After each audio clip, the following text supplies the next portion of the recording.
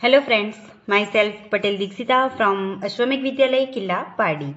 Friends, today we are discuss about Standard 8 Subject Science Chapter number 11 Force and Pressure. Friends, first we clear that what is force. Force हम किसे बोलेंगे? Okay. So suppose ये एक watch है.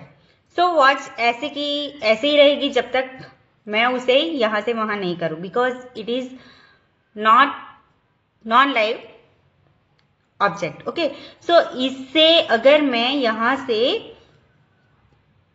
Force देती हूं तो वो उस साइड पे जाएगा. मीन्स मैंने इस वॉच को मूव करवाने के लिए जो उस पर अप्लाई किया उसे क्या बोलते हैं? फोर्स. Clear that? सो किसी भी चीज को हम पुल करते हैं या फिर पुश करते हैं. ओके, तो पुल या फिर पुश करने के लिए जो उस पर अप्लाई करते हैं उसे क्या बोलते हैं? Force. Clear that? And what is pressure? Friends, आप सबने बलून तो फुलाया ही होगा. ओके, जब हम बलून को ब्लो करते हैं, फुलाते हैं, तो उसमें एयर क्या होती है? फिल होती है. बट एक पोजीशन ऐसी आती है जब बलून फट जाता है. तो वो किसकी वजह से?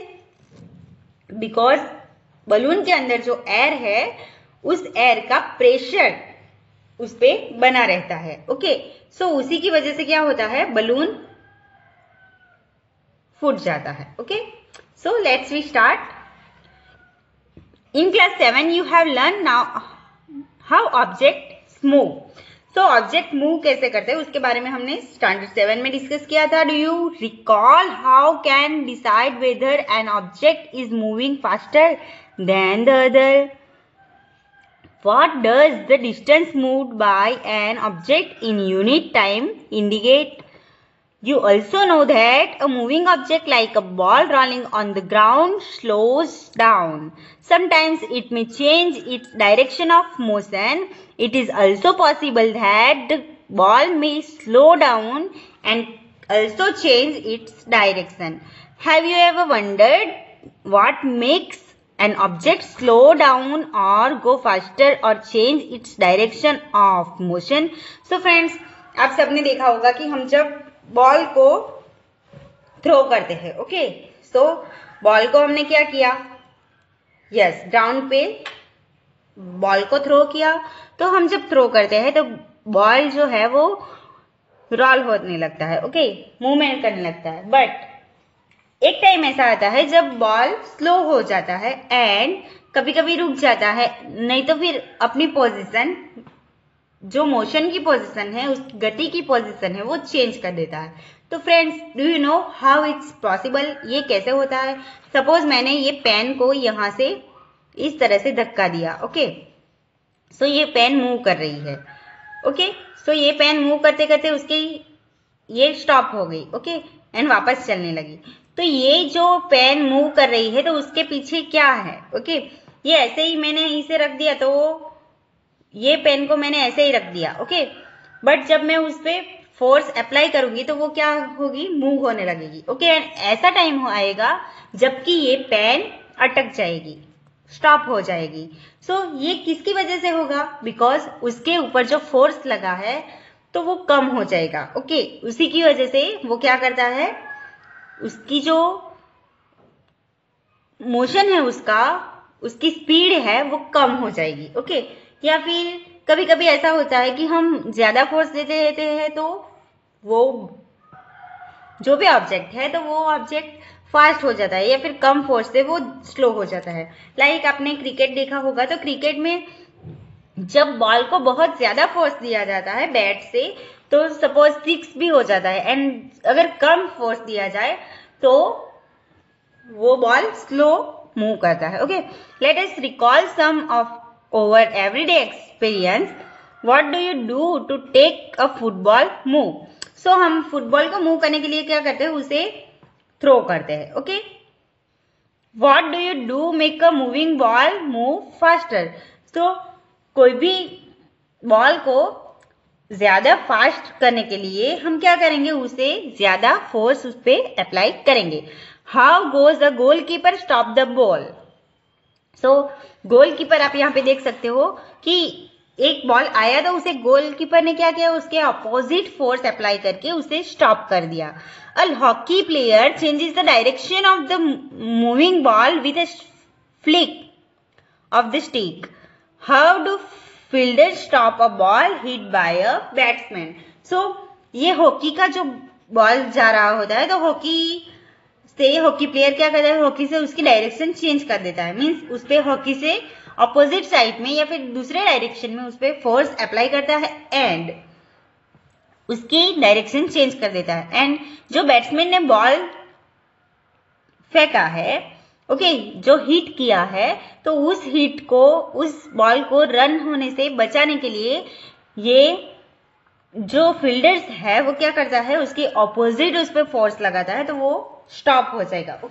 लाइक मैंने ये पेन छोड़ी, तो वो मूव कर रही है, बट मैं ये मूव होती पेन पे उसके ऑपोजिट फोर्स लगा रही हूँ। ये मूव हो रही है इस साइड एंड मैंने इस साइड पे फोर्स लगाया तो वो उसके ऑपोजिट मूव करेगी। तो ये क्या है, फोर्स। क्लियर दैट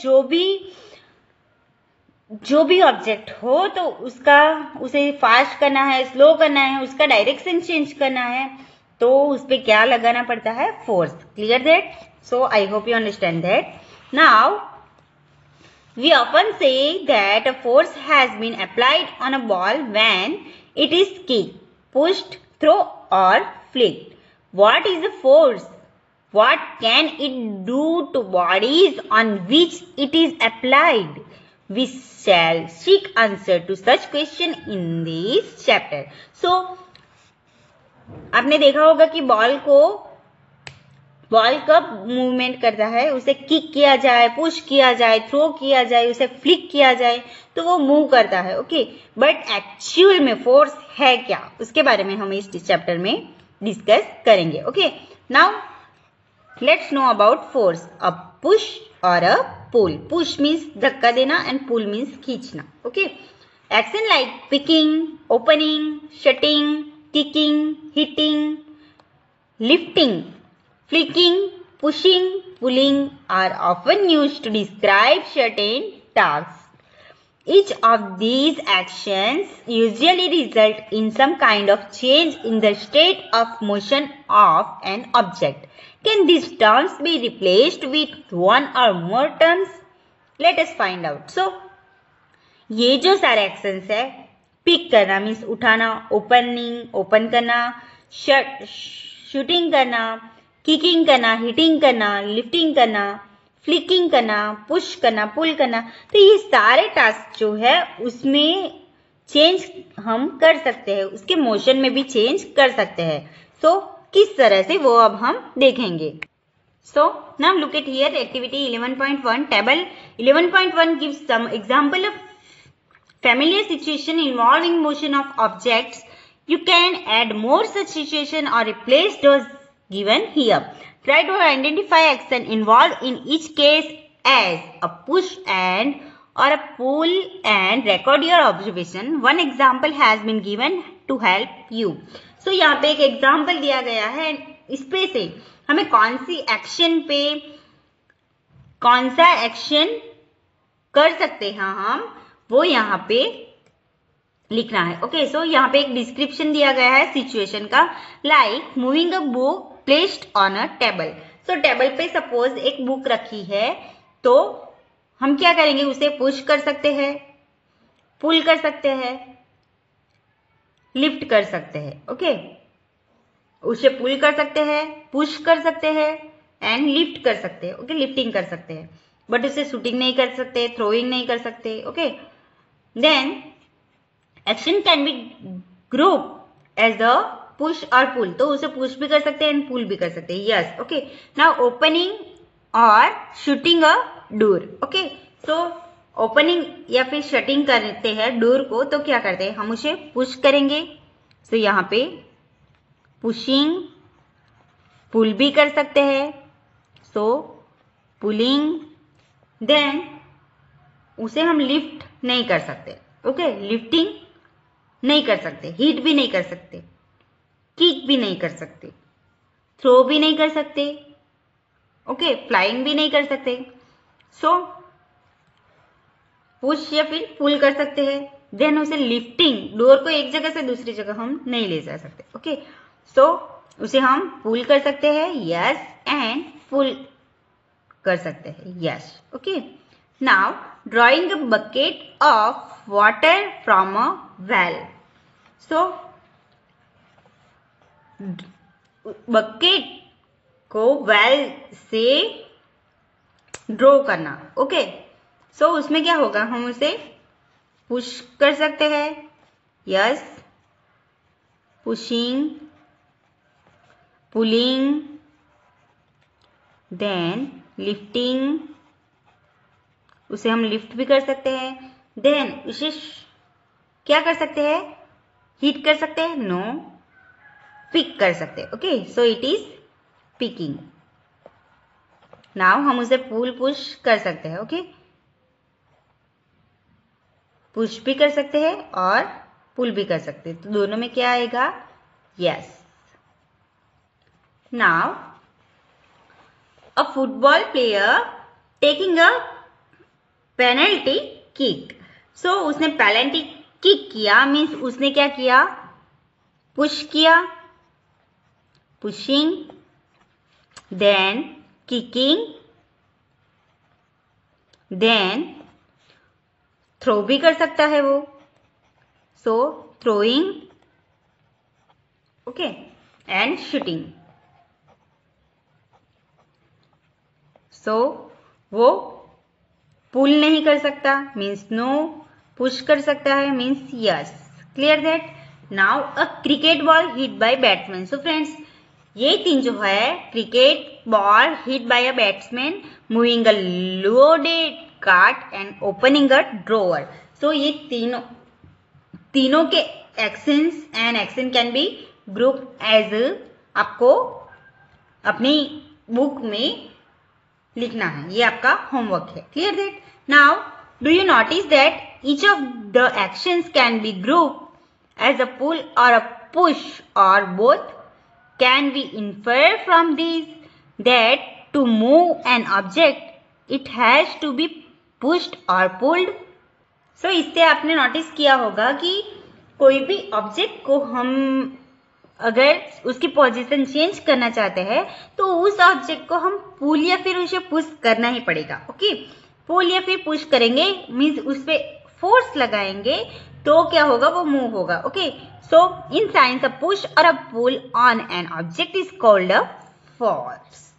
सो किसी भी ऑब्जेक्ट को पुल या फिर पुश करते हैं तो हम उस पर क्या अप्लाई करते हैं, फोर्स, तो उसे क्या बोलते हैं, force. Thus we can say that the motion impaired to object was due to the action of a force. When does a force come into play?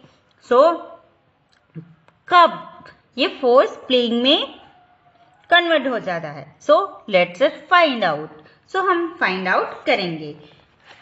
Now पहली thing I learned in class 6 that a magnet attach a piece of iron towards it. It attraction also a pull.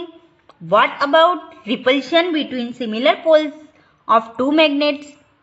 Is it a pull or a push?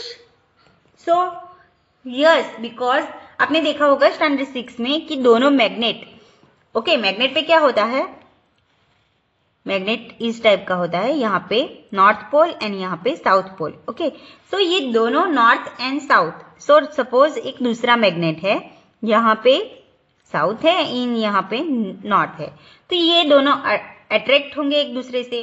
Okay, तो वो क्या हो जाएंगे, एक दूसरे के पास आ जाएंगे।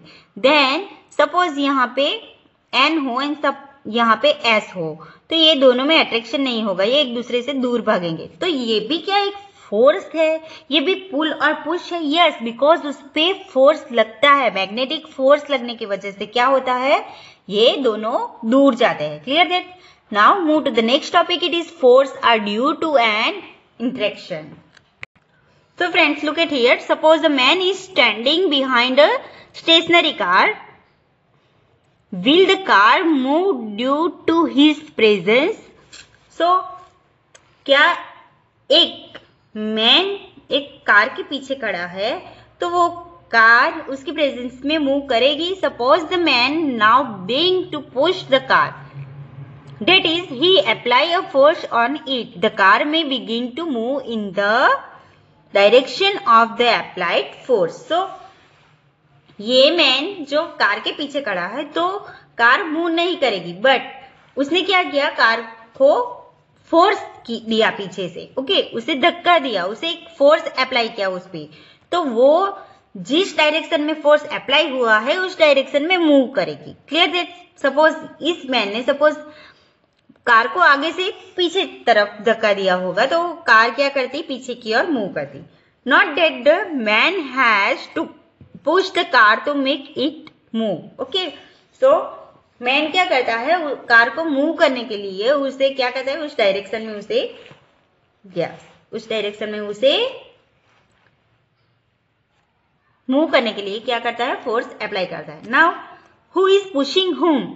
सपोज दोनों साइड से अगर फोर्स अप्लाई किया जाए, सपोज ये दोनों पेन है, ओके, मार्कर पेन है, तो मैंने दोनों साइड से उस पर फोर्स लगा रही हूँ. ओके, तो ये इसको अगर मैं इससे फोर्स वन साइड से लगाऊंगी तो इस साइड जाएगी, एंड ब्लैक से ब्लू को फोर्स करूंगी तो ये इस साइड जाएंगी. बट दोनों साइड से अगर मैं पुश करूंगी तो वो जिस साइड का फोर्स ज्यादा होगा उस साइड मूवमेंट करेगी. तो इसी तरह से यहाँ पे दिया गया है, दोनों गर्ल्स है वो एक दूसरे पे फोर्स अप्लाई कर रही है, बट कौन पुश होगा एंड कौन पुल होगा? जो जिसका फोर्स ज्यादा अप्लाई होगा वो पुश होगा, एंड मीन्स जिसका फोर्स ज्यादा होगा वो दूसरे को पुश करेगा एंड वो पुल होगा. Clear that? Now look at here, figure number 10.3 shows three situations that may be familiar to you. Can you decide who is pulling and who is pushing in these cases? Figure number 11.3 A. Both girls appear to push each other while the pair of both girls, figure number 11.3b, are trying to pull each other. Similarly, the cow and the man in figure number 10.3c appear to pull each other. So आपने देखा होगा ये दोनों girls एक दूसरे को push कर रही है, देन ये दोनों गर्ल एक दूसरे को पुल कर रही है, मीन्स खींच रही है. एंड यहाँ पे आप देखोगे कि ये जो काउ है वो भी मैन को पुल कर रही है एंड मैन भी काउ को पुल कर रहा है. ओके, तो दोनों एक दूसरे को पुल करते हुए आपको दिखाई देंगे. The girls is the two situation shown here are applying force on each other. It is also true for a man and the cow. So दोनों एक दूसरे पे फोर्स लगा रहे हैं, तो इस सिचुएशन में भी ऐसा ही है, मैन भी काउ पे फोर्स लगा रहा है एंड काउ भी मैन पे फोर्स लगा रही है, बिकॉज तभी ऐसा होगा कि दोनों एक दूसरे को पुल करेंगे. From this examples we can infer that at least two objects must interact for a force to come into play. Thus, an interaction of one object with another object result in a force between the two objects. So, एक object ने दूसरे object पर अगर force लगाया तो means force लगाने के लिए एंड प्ले करने के लिए, फोर्स अप्लाई करने के लिए दो ऑब्जेक्ट का होना जरूरी है. So friends, I hope you understand today's topic force and force, pull or push force are due to an interaction, and in the next lecture we are discuss about the next topic. It is exploring force. Thank you.